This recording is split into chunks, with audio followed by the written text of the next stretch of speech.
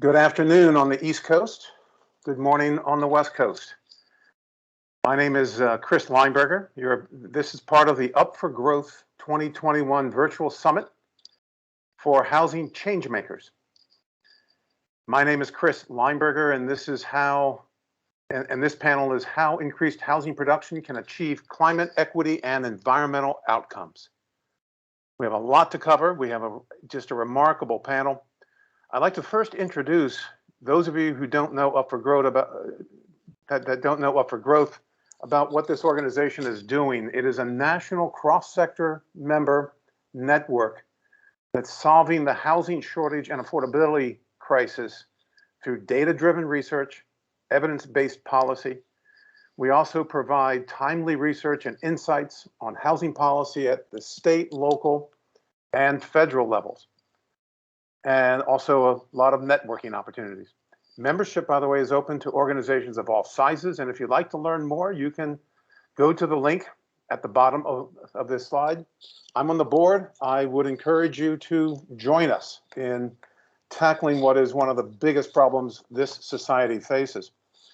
I've been at this for 20, 30 years, and I've been involved running the country's largest real estate consulting firm for 20 years and doing research at the Brookings and at George Washington University.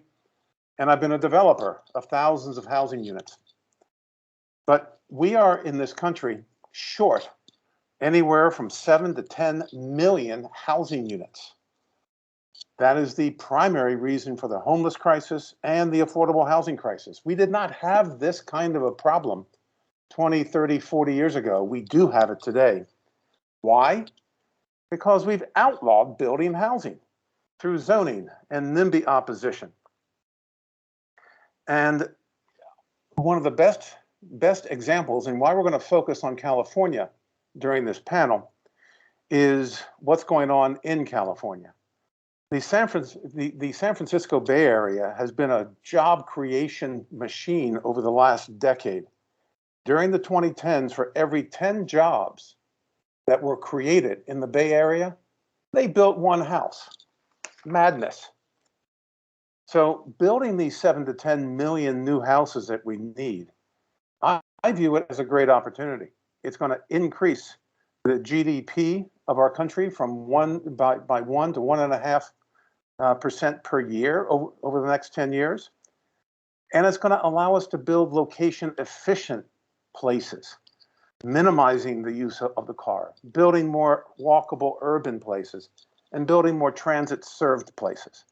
Why is this important for the environment? Because of that housing is 60% of the total size of all the real estate that sits on the ground here in this country, 60%. And in real estate, 40% of greenhouse gases come from our buildings, 40% of the total. And 30% comes from the transportation system we use to get between all those buildings. So as you can easily add up, 70% of greenhouse gas emissions comes from the built environment. By definition, the #1 source. So we now know, based upon work by Peter Calthorpe and many others, that since we only have 2 ways of building, drivable suburban, obviously where only the car can be used to get you around, or walkable urban, there is we know there's great pent-up demand for walkable urban. Hence the huge price premiums that we see with walkable urban of anywhere from 40 to 200% on a price per square foot basis versus drivable suburban. But we also know that moving from a drivable suburban location to a walkable urban location reduces your greenhouse gas emissions by 50 to 75%.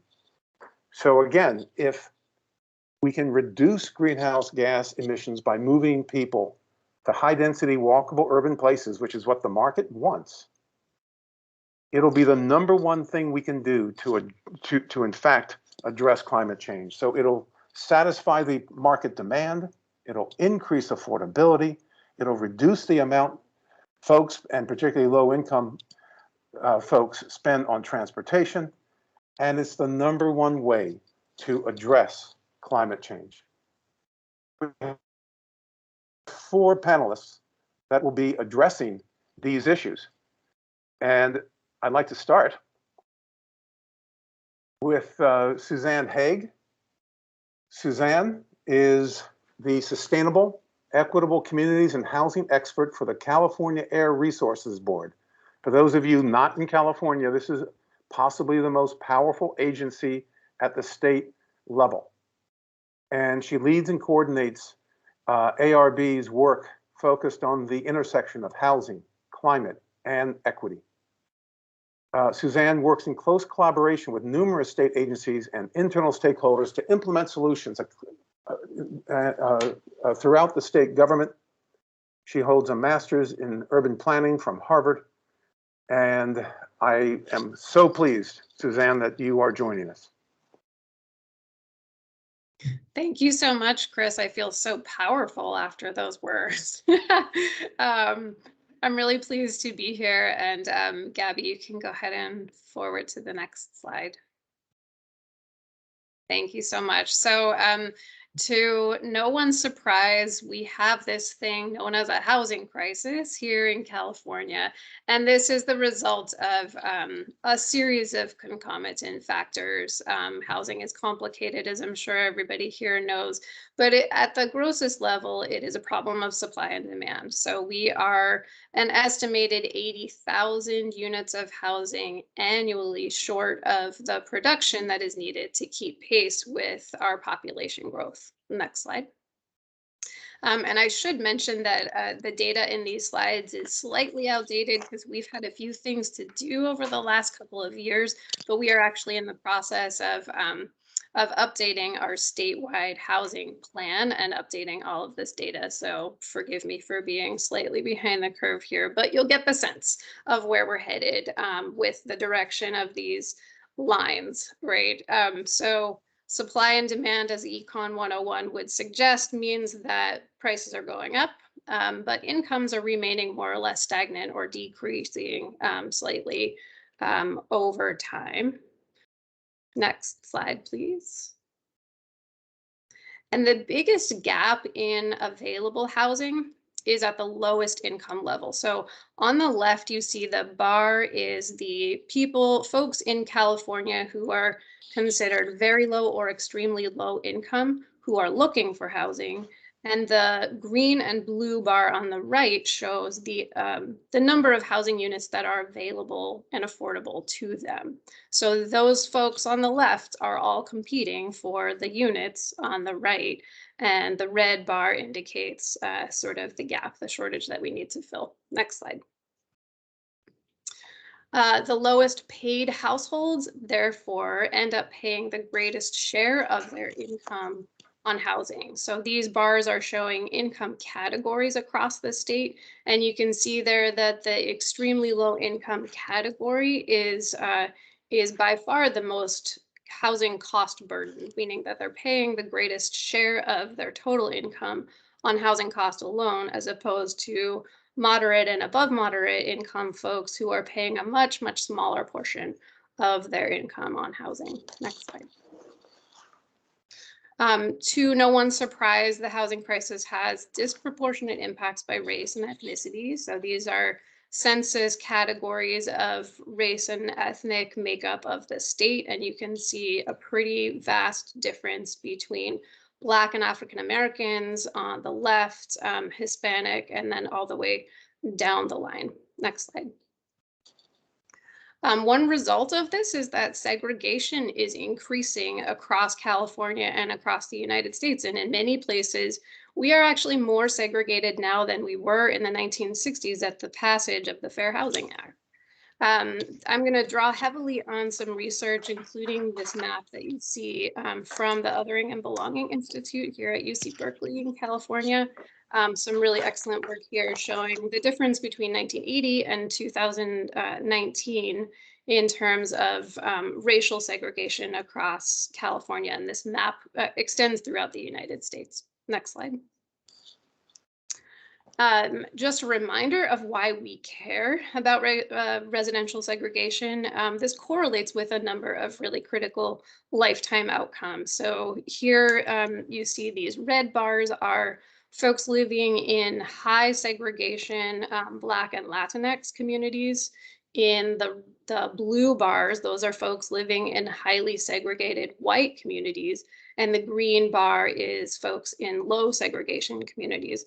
I want to stress that this is all people in those communities. So the outcomes for folks living in highly segregated communities across the board is just, I find these graphs to be pretty heart-stopping. This is consistent with the work of Raj Chetty and so many others that basically indicates where you are born.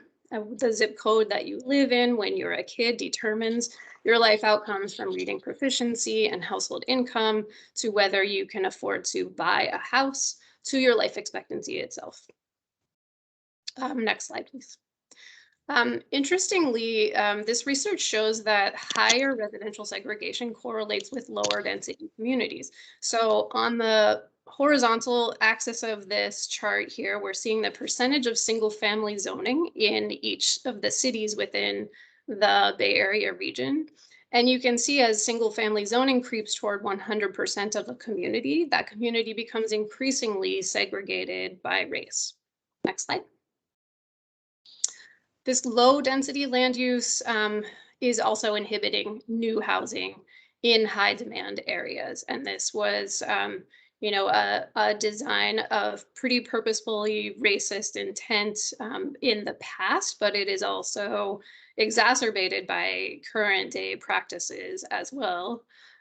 This is a map showing the areas of the San Francisco Bay Area that are zoned as single family zoning. And as Chris mentioned, this is by far our biggest economic driver. California is the 5th largest economy in the world. And that area around San Francisco and Silicon Valley is where a lot of that GDP comes from. But our zoning laws dictate that we can't build housing around those critical jobs. Next slide. Therefore, we have this spatial mismatch between jobs and housing. So on the left, the darker areas indicate areas of projected job growth across the state. And on the right, you see areas of projected housing growth across the state. They are not the same places. Next slide. So what does this have to do with our climate goals? As Chris mentioned, I come from the state of what is effectively the state's climate and air quality agency. And we see housing as a critical issue for us because we have these incredibly ambitious climate goals. And as you can see from this chart, they get increasingly ambitious over time. So we have met and exceeded our 2020 target, and these are statutory targets. These are in state law.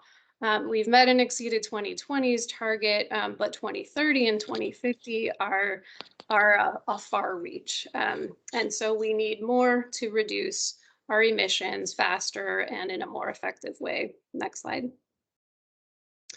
Yet driving among Californians is actually on the increase. So these little wiggly lines are showing per capita vehicle miles of travel, or VMT.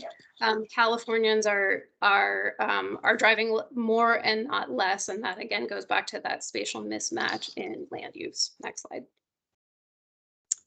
More driving is not just bad for climate, it's also bad for pocketbooks. So more driving means more household cost burden. And this is particularly true in lower density communities. So you can see these faint orange lines indicating 30% and 50% of household income. Those are considered the thresholds for what is affordable for housing and for the combined cost of housing plus transportation, respectively. And you can see that if you know any of these counties in California, some of the lower density counties toward the bottom of this graph have some of the highest cost burden when you consider both the cost of housing and transportation combined. Next slide. So my setup for my fellow panelists here is that increasing affordable housing in infill areas can, of course, help to provide more homes for people who need them. It also can help to provide more transportation choices and reduce per capita BMT, helping us achieve our climate targets, provide more access to opportunity and reduce racial segregation and residential segregation, and also lower household costs. I don't get to tell you all about how California is working to achieve these goals, but hopefully we can get to that in the discussion. But I'm going to turn it back to Chris and to the rest of the panelists to tell you some of the options for how we actually do that. Thanks so much. Thank you for setting the table. I'd like to introduce next Dr. Ian Carlton. I've known Ian for 15 years or so. He and I were on the Urban Land Institute TOD Council together for many, many years. He's project director at ECONorthwest, and his project work consists of land use planning, real estate investment, transit planning, equitable TOD, and affordable housing, economic development. And he has always brought really evidence-based data to the conversation. Ian, I'm glad you're on the panel. All right, thank you, Chris. Just a thumbs up from others that you can hear me? Yes. Excellent. All right, well, we've known how to solve these problems for a really long time. It's kind of funny. Suzanne, you set me up very well. I'm going to discuss some of those policy solutions, and especially those that are being considered in California right now. We can go and look at the literature out there. We know that green building, we know that transitioning to timber and carbon sequestration instead of concrete construction, all of these things can help the environment. But more than anything, we know that reorienting over our overall land use patterns would be able to transition us both from a fossil fuel dependence in our transportation system, but also in terms of heating and cooling. We've known this since the energy crisis. There's a great report from 1976 you can look at. Portland was funded to do a study by the feds, and they came back with the conclusion that there was really only two things they should be doing. One is building closer to transit, and the second was to build closer to transit, you need to build in multifamily housing where you share walls.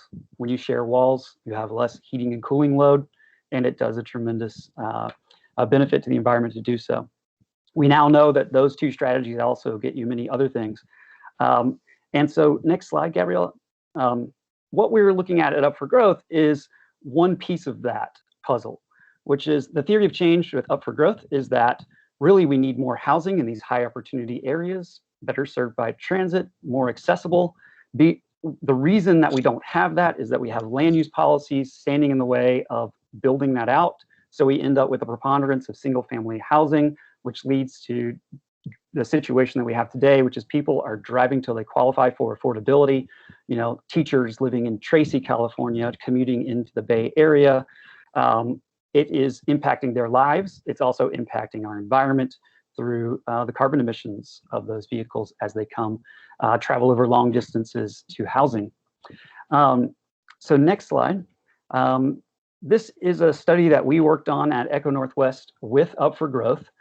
We looked at quantifying what the housing shortage was. We looked at the undersupply of housing across the United States and found that about half of the states were underproducing housing, and it totaled over a 15-year period about 7.5 million units short.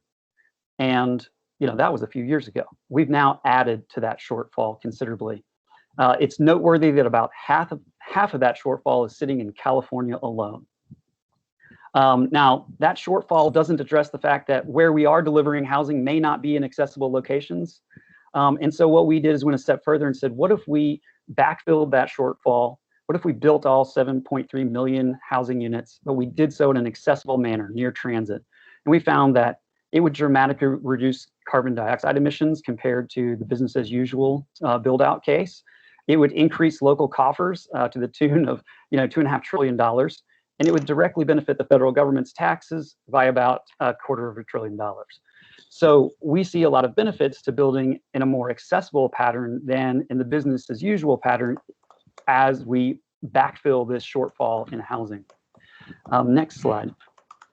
But when we go out and we actually consider policies, what we like to do is assess how they might affect people on the ground. And the decision makers on the ground that are delivering housing and the built environment today are people who are using financial tools like real estate pro formas, a simple spreadsheet that tells you whether a project makes money. That is what they're using to decide whether or not they build single family home or multifamily housing or commercial housing. And so we want to use this in our policy evaluations. And we use a tool called Mapcraft. Mapcraft is a tool that allows us to run pro formas on many, many parcels at the same time. And it tells us sort of what are lenders, investors, and developers willing to pay a landowner to convert their land into something else? And would they be more willing to do so under a different policy regime? So next slide. We've done this with folks like Sound Transit, where we've looked at, what are the outcomes of building a new transit line in Seattle? And where would development become more profitable? Where would it be more likely to occur? And also, what kind of displacement might occur? What kind of gentrification displacement risks could be generated by that? We've used that to help them decide on different station locations. So if you choose this station location 3 blocks over, it would have a different effect, and Sound Transit might have the ability to deliver more transit-oriented development in the process. So when you take that up to a larger scale, with the next slide, we've also done analyses for places that are considering region-wide transit investments. So Las Vegas is one of the last large cities in the United States that does not have a comprehensive mass transit, sort of high-capacity transit system. And so they were looking at building out a plan. We came in and ran the numbers on 800,000 parcels with and without transit investments, with different levels of transit investment, and with different land use policies to understand where you can see growth in the future under different investment scenarios. The key here was an attempt to try to concentrate growth so that the Las Vegas region wasn't seeing more desert land converted into tract home developments. And could that lead to better environmental outcomes for this constrained valley? And the plan, builds on the philosophy that really about getting your land use right is really first about getting your transit in the right place. Next slide. Getting your transit in the right place has become an interesting problem in California, where a few years ago, SB 827 and then SB 50 were proposed. And initially, those were proposals for the state to say to local jurisdictions, you must allow developers to build around transit facilities.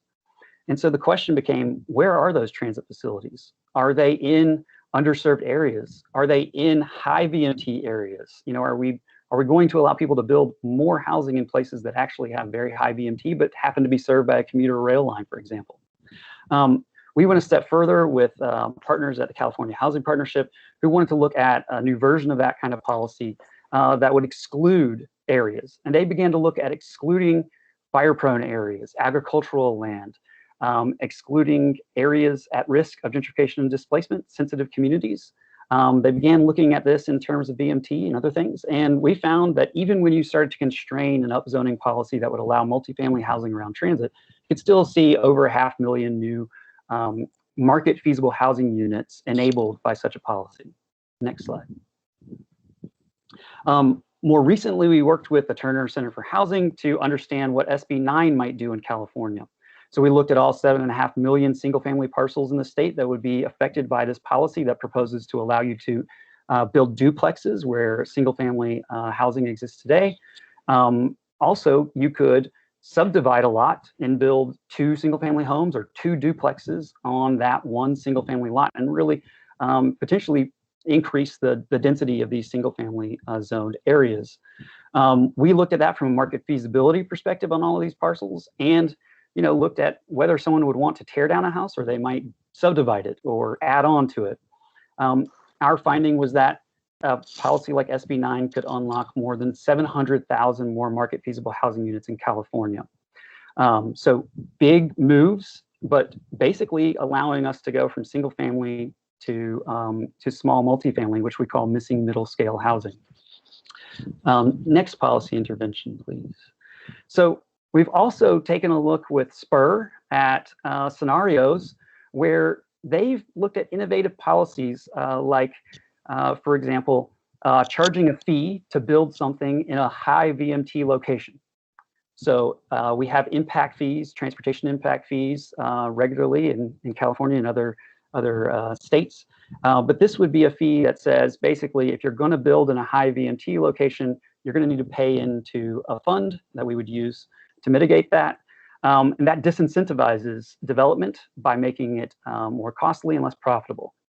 They also looked at other things like parking incentives, a number of incentives, but also those sticks, carrots and sticks.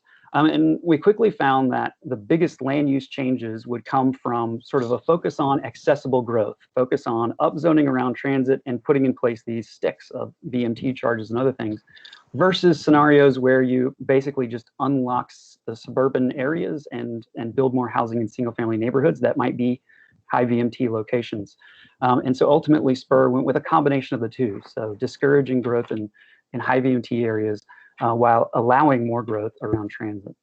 So those are some of the policies that are out there that people are exploring, that we're analyzing, and that California is passing, like the recent passage of SB 9 that's going to allow missing middle housing across all of California.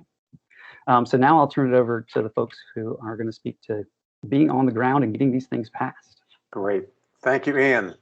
So Joanna Gubman is going to join us next. She's the Executive Director of Urban Environmentalists, nonprofit out in California, focusing on cities and towns that can become more sustainable, human-centered, and just.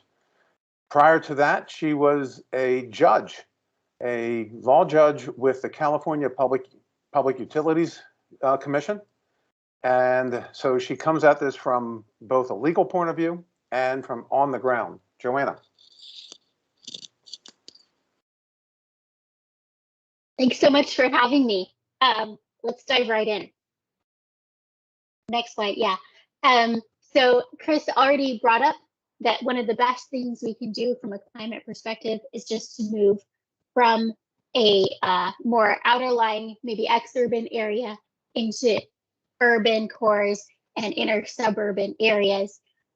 Controlling for income, it's about a 1.5x difference, which is just a huge difference, even without taking any other measures to increase energy efficiency or renewables. Next slide. And this holds true not just in the Bay Area where I live, but in all regions and climates in the United States. Let's keep going. Yeah, so when those researchers at UC Berkeley, Cool Climate Network, did that study, after controlling for income, if you consider what factors cause that variability across the different zip codes in their household consumption basis carbon emissions, they found it's basically sprawl. So after income, which is hugely important, number 1 and number 3 is cars per household, basically how much you're driving, and how big are your homes. Ian mentioned lacking of shared walls. These large homes in this picture use probably twice the energy of a multifamily home. I think it's important just kind of to look at this picture and see in real life, what does it mean and what could we be doing differently? If you look at this picture, each of these garages and driveways could hold maybe 6 cars. And cars are quite large. So once you start building 4 cars, it becomes impossible to have the density of people. You just can't have enough room for both cars to get around and the people. And it becomes hard to also get around without a car, basically impossible. The distances are too great for walking or biking. The density is too low to support transit. These streets are built to go quickly. In a car, they are not safe for walking or biking. And you're just kind of stuck with cars. And it pervades really all of our society. So in a lot of cities, what we find is that the amount of square footage required for parking, like let's say a restaurant parking lot, is greater than the amount of space that is for the actual destination location, like your restaurant. So we're building more for cars than we are for people. And in LA County, as an example, 14% of the incorporated land is devoted to parking. Never mind the freeways, just the parking. So it's huge. And we're stuck with this sprawl. And once we have that, the commutes are very long.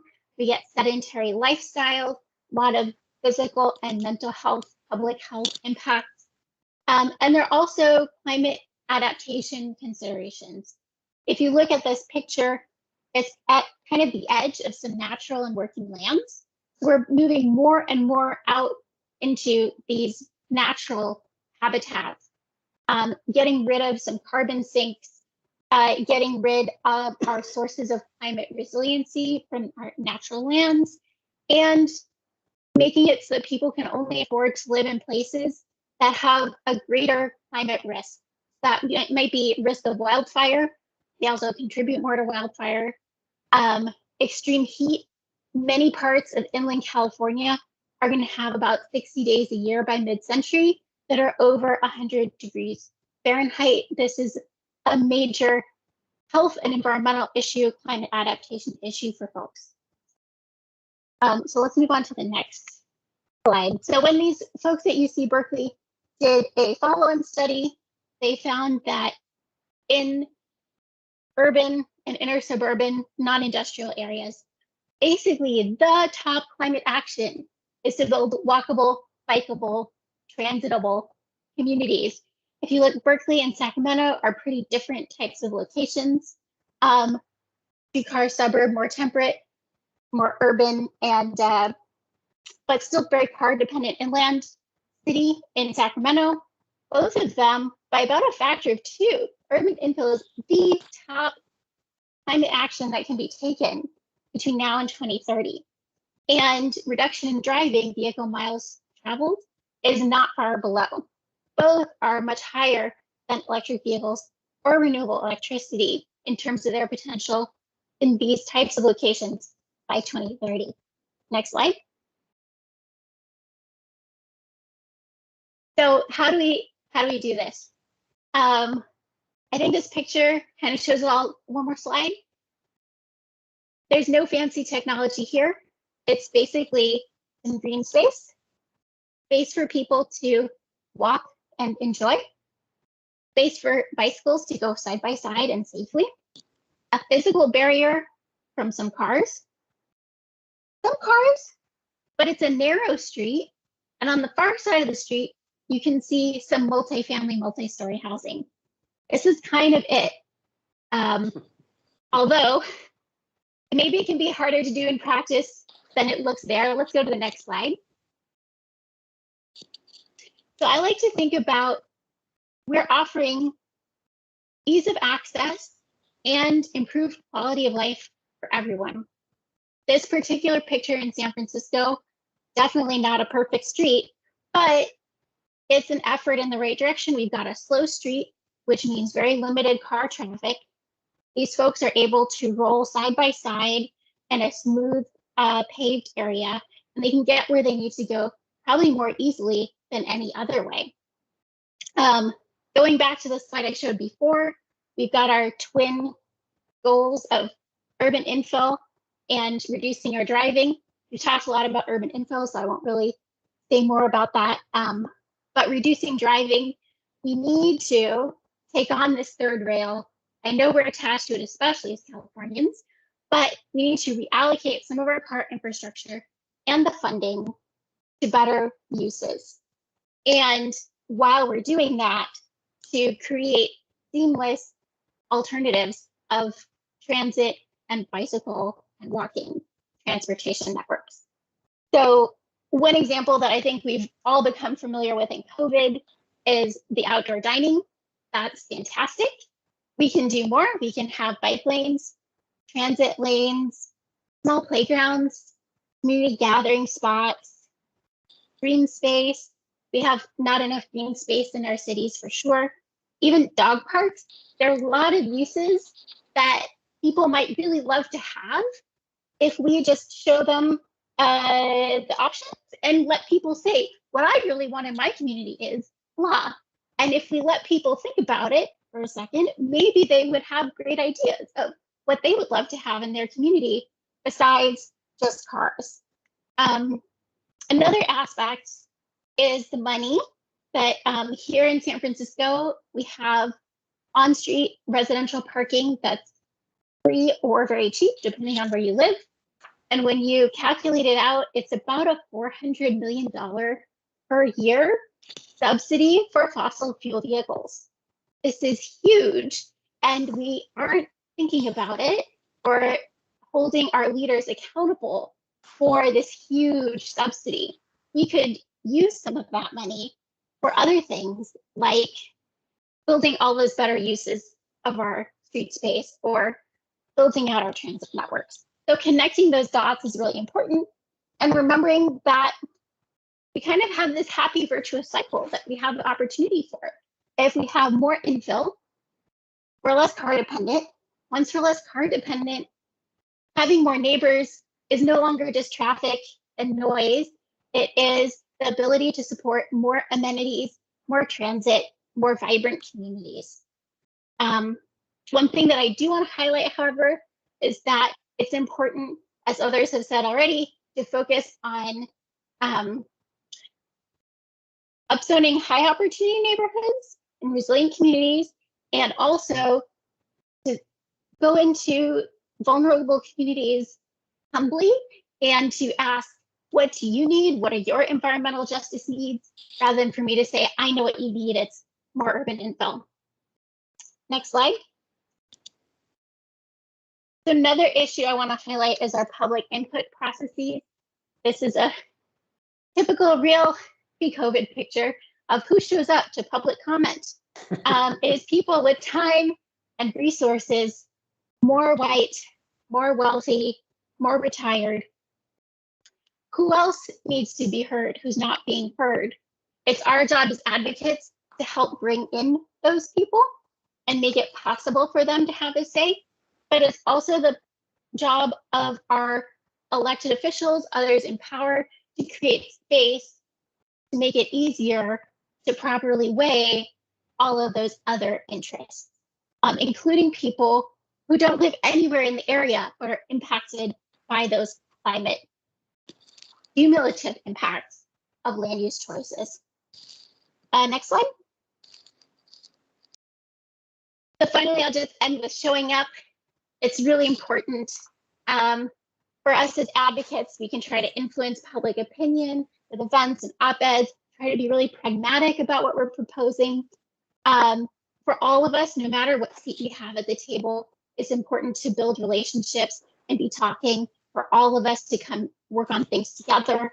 And then finally, we need to mobilize, come out and be a counterweight at public comment, hold our elected leaders accountable, get better folks elected. We need to be out there making that difference as private individuals too. So with that, thanks, and I'll pass it on to Sonrisa. Great. Thank you so much, Joanna. I would just toss out right now that there's another new way of getting public input, which is, of course, crowdsourced planning, so that you can get thousands of people to participate rather than those 6 old white guys that you showed. And as an old white guy, I can say that, that it broadens the participation as to how land use decisions are made. Sonrisa Cooper is with the Greenlining Institute, and she leads the community development strategy and housing policy efforts there. She's a recent graduate of the Greenlining Leadership Academy, holds a master's in city planning from UC Berkeley and a BA in environmental studies from Wesleyan. Sonrisa, I'm so pleased that you're here. Great. Thanks, everybody. Thanks for that intro. So yes, I work at the Greenlining Institute in Oakland, California. We're a nearly 30-year-old racial equity organization that focuses on bringing opportunity to low-income communities of color through policy, advocacy, research, and leadership development. And our mission is up there in the corner. It's to build a future where communities of color can build wealth, live in healthy places that are filled with economic opportunity, and where they are ready to meet the challenges posed by climate change. So today I'm going to be highlighting those intersectional goals that I just mentioned. And at the end, I'm actually also going to share a framework for applying equity in practice. Next slide, please. So Greenlining's work is really rooted in ending the racist legacy of redlining, which, as all of you probably know, that was the systematic practice of denying home loans to people of color for decades. The practice was officially outlawed in the 70s, but this is one of the biggest contributors to the giant racial wealth gap that still continues today. And so we use the word redlining pretty broadly, actually, to refer to other forms of systemic discrimination.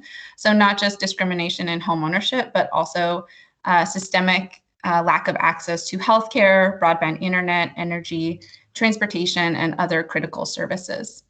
Next slide. So the formatting's a little funny, but greenlining, which is our name, that's the opposite of redlining, and we see it as the solution to redlining. So the way we do that is by making sure that those who have power are actually investing in our neighborhoods. And we do that by negotiating with corporations and also doing policy advocacy to direct funding and investment back to low-income communities of color. Next slide. Oh, are folks only seeing one map, or are there multiple maps? Oh, just one. Maybe it's a second slide. There we go. Oh, there we go. Okay. I'm not sure why it's coming up like that. So can you actually click through a couple more times? Maybe they'll come up. There should be 3. Yeah, one more. So the map on the left is probably something a lot of you have seen before. This is the original redlining map of Oakland, where the red and yellow neighborhoods are where people of color were allowed to live or were allowed to get home loans, and blue and green is where predominantly white people lived. And if you compare it to other maps from the present day of pollution, asthma, housing burden, you'll see that they really look pretty much exactly like the redlining map. They reflect it very strongly. I could show you the same map of COVID-19 cases, of educational or like high school diplomas, incarceration rates. All of these will pretty much look exactly like the redlining map. And so the reason I'm showing these is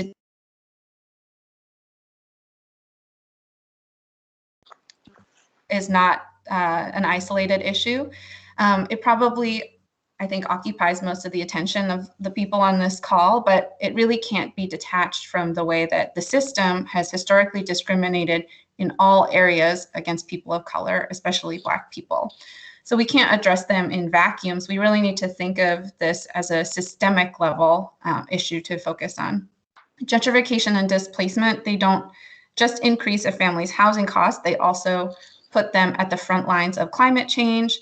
They take away access to convenient and affordable transportation options. They reduce life expectancy and make people's health worse, just to name a few things. Next slide, please. So I'm going to talk a little bit about environmental justice. A lot of times when people talk about environmental justice or EJ, they're talking about pollution.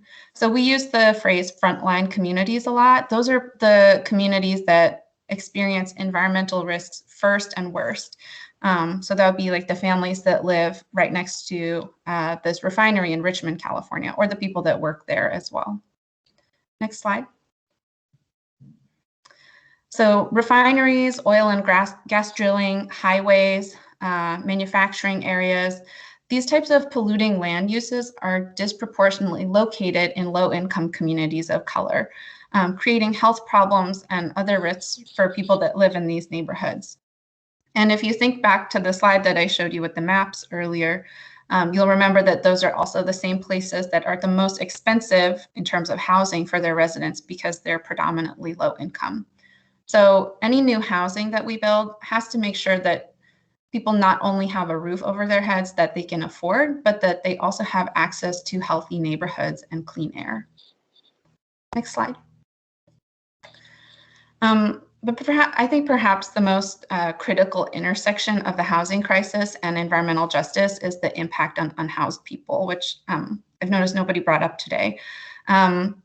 People who are homeless or experiencing homelessness suffer disproportionately from chronic disease, disability, and a lack of access to housing, which makes them acutely susceptible to climate impacts. In extreme heat events, a homeless person might have kind of like structural barriers in accessing cooling services, water, food, or shelter. And it's also common for people experiencing homelessness to occupy areas near creeks or rivers, which makes them especially vulnerable to flooding and other types of climate disasters. And so I think that the conversation around housing development often stays at a pretty academic or microeconomic level where we're talking about supply and demand, and that's really core to it. But as housing advocates, I think I just want to push you all to also focus on people as well as buildings. I think it's really important that we consider and prioritize communities that are most impacted by the housing crisis and most impacted by the climate crisis. So all of this is to say that any meaningful solution to the housing shortage can't ignore climate change, not just in terms of limiting carbon emissions, but also in the ways that it directly impacts people's livelihoods and their ability to survive. Next slide. So now I'm going to shift to a more applied approach. So this is a tool that Greenlining developed to guide more equitable community development, and we call these the community investment standards. These are essentially minimums for anyone taking on a development project or creating a new policy. The idea is that if you follow these 6 standards that I'm going to share, you'll be minimizing adverse impacts on the most vulnerable communities. And you'll also see these aren't specific to housing or specific to environmental justice. They're intended to be universal standards that address both issues at a systems level. So the first one is to emphasize race-conscious or anti-racist solutions. Things like redlining, urban renewal, the things that really got us into this position right now, those were very explicitly race-conscious policies. And so you can't take a race-neutral approach if you actually want to try and undo those inequities. So any housing investment needs to target and prioritize the most impacted areas. Next slide. The second is to prioritize multi-sector approaches, which I think is really kind of what we've all been talking about here today. Programs are very siloed, funding is very siloed, but the problems that people are actually facing in their day-to-day lives are not siloed into just housing or just commuting or something like that. So we need to be prioritizing approaches that address multiple issues and sectors kind of at the same time. Next slide. The third standard is that community investment needs to deliver intentional benefits. And in this conversation, the benefits might be having cleaner air or having access to affordable housing. But what I mean by deliver intentional benefits is that the benefits can't trickle down to people or trickle down to a neighborhood. They need to go directly to the people in the most impactful ways without creating any new burdens. Next slide. The fourth standard for equitable investment is to build community capacity. Long-term disinvestment can really erode a place's capacity for leadership, for organizing, or for political capital, which will deeper entrench any existing racial disparities that are already there. Next slide. The fifth standard that we developed is to be community-driven at every stage. I think this is, and by this I mean referring to the formation of a policy or developing a project. And I think this is really, really applicable in housing and climate policy both, because those are both really technocratic fields that are pretty inaccessible to people who are experiencing the worst impacts of it. And so lifting up community-led decision-making is really important because it's a way to protect policy decisions from further marginalizing people. Next slide. And then our final standard that we developed is to establish paths towards wealth building. This is really at the root of ending redlining and building resilience in the face of a looming disaster, because wealth is a protective measure that people in redline neighborhoods have not historically had access to. And so this last standard is intended to be a restorative measure. So like I said, these are intentionally designed. Can you go back to that actually? Like I said, these are intentionally designed to get at the intersections of housing, environmental justice, climate resilience, and any other issues that marginalized communities are facing. So we see these as something that a local government or a developer or even the nonprofit organization who's involved in these types of projects could really apply in a way to minimize any new racial disparities in communities that are vulnerable to housing and climate risk. So that's my presentation. I'm happy to talk with folks more about those community investment standards and how we might implement them in practice. Outstanding. I'm really impressed with how you get right down to the dirt and down to the people. So I've got a series of questions, and if there are any folks in the audience who would like to put a question into the chat function, please do. I'd like to start with where we started, which is that, as I mentioned, 30, 40 years ago, in the late 20th century, when we were just building drivable suburban stuff primarily, we didn't have this housing crisis.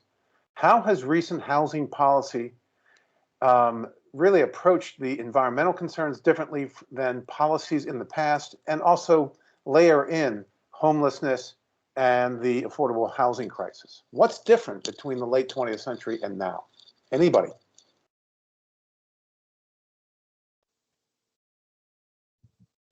Well, I'll jump in and say that one of the things that we're seeing is that a lot of the policies of the late 20th century are an outcome of sort of the 1926 Zoning Enabling Act, which allowed states gave away their authority to local jurisdictions and to the folks you saw in those yellow shirts to make decisions. And what you see now is a lot of regionalism, a lot of thinking about states making policies to basically go back and redress some of those exclusionary housing policies that we've seen in the past. That's one of the major themes, and I'm sure others have other themes.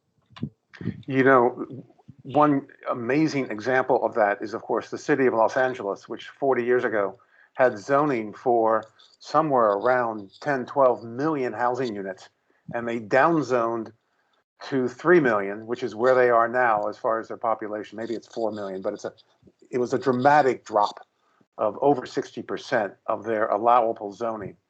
So one of the solutions is to go back to what we did 40, 50 years ago to allow increased zoning. Anybody else from a...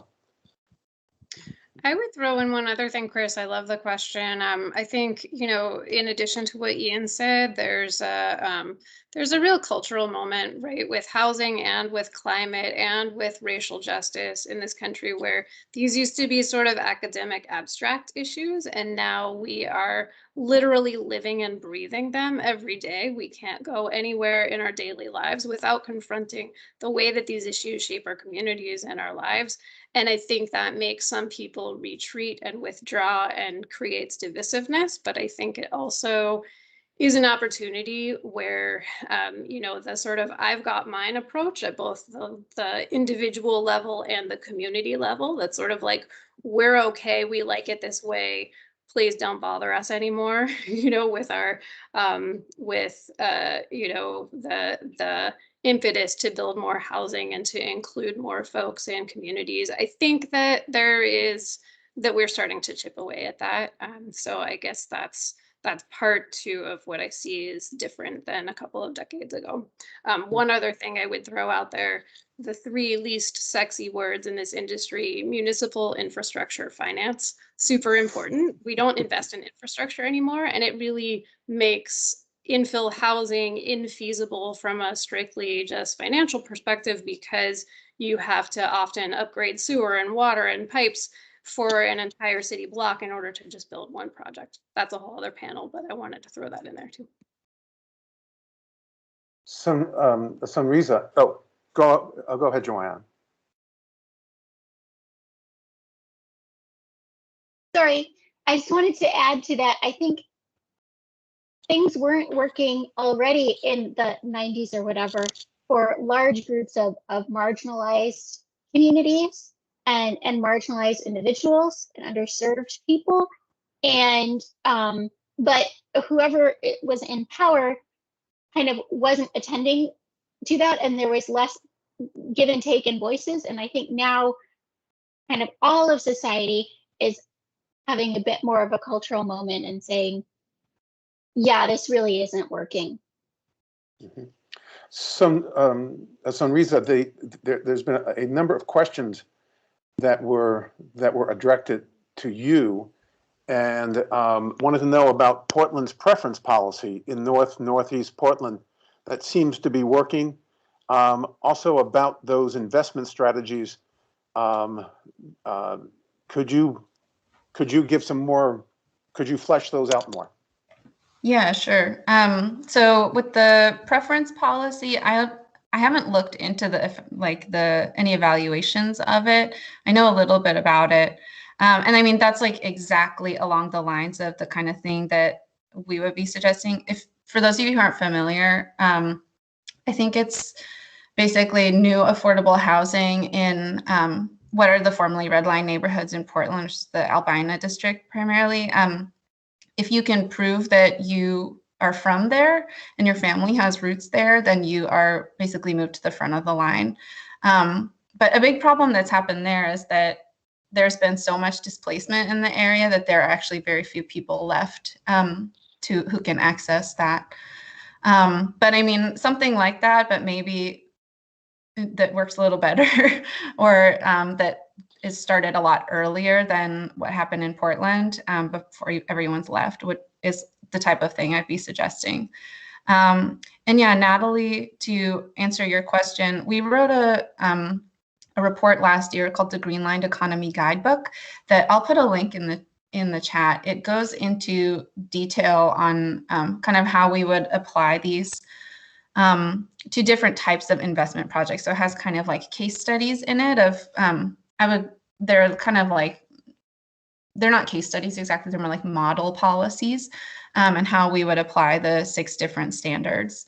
But it's a new strategy for us. And so I think I don't have exact answers yet because it's something we're still working on a lot. But I'll put the link to our report in the chat right now.